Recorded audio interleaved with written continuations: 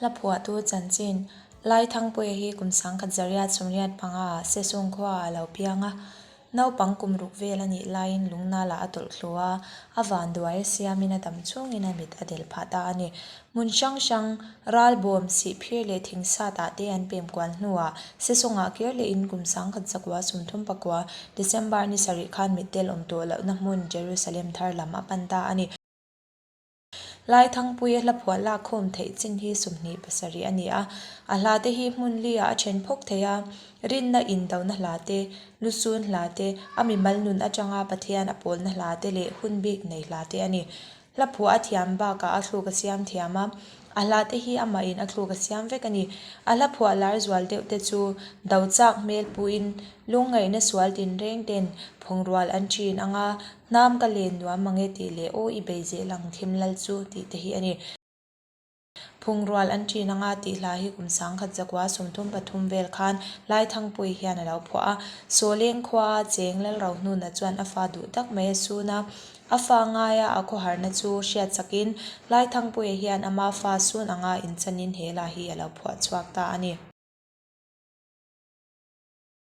la shil fia na phungrwal an chin anga vanduai kan run trana hian ko har lungai chum lo zingang lalpa ka ngai don e ma che thenwal thaten min len pui theilo hun lo lakhingang kho har taka ka chana ina hian chuti huna chuan kho har na le lungai na alo zualang olelpa kan ngai don em che ani vanduai min om puila iram thiang lim thleng ni ma se le machine chung hianin ka ngai thiam lo kalal lung nen tuar har min don puiro kemi khongai thlak tak hi min thlamwan la vanrama kan then tak chu om to ma se mishing kan ni chung hi chuan ka she thiam thei don si lo lalpa du tak ke ko har lung leng hi min hem ang che lung du an lian ta a an sul hnu lei om hara hian fam ngai tin kim donin chapin tlai ni kaleng karyang lua e lalpa kan ngai em ten min kal san ta an dam laya an thel ti le sul nu zong zong te ka ngai to in ni leng in ka tap thina ka van duai ngoi ani lalpa tlai tla har ti ila zan khwa shuyang a sei le si fam ngai zun leng tuar chuan chin le ma nei lowe ka zam ral o mange chun ni a rei ti thin ma ila zan hun la toilet chuang si lo mithinga ya kho har na hian chin tok anei silova ka thi pha ve hial o mange zing zin thei chang sela thlafam tum kong tluang lam zo in tuai du lom lai chan chu lung kan rual nge anga fam khwa zin tumin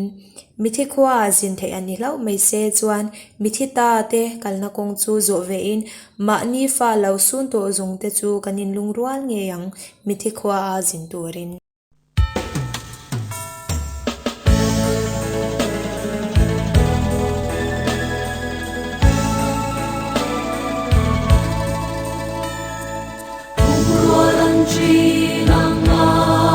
Vanduai kan run trana hian ka om har lung ngai chu alo zingang lalpa ka ngai don e ma che vanduai min om pui la iram thiang ri